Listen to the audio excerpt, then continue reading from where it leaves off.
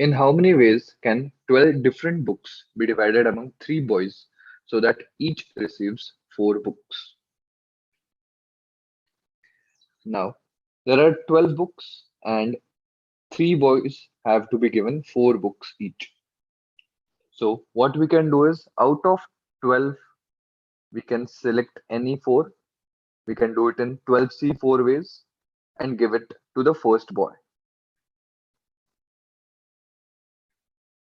Now, eight books are remaining.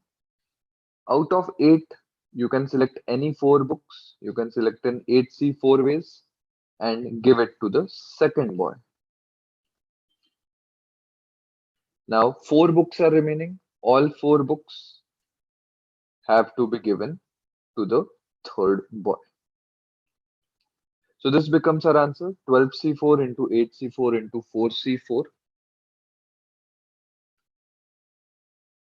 If you solve this, the answer comes as 34650.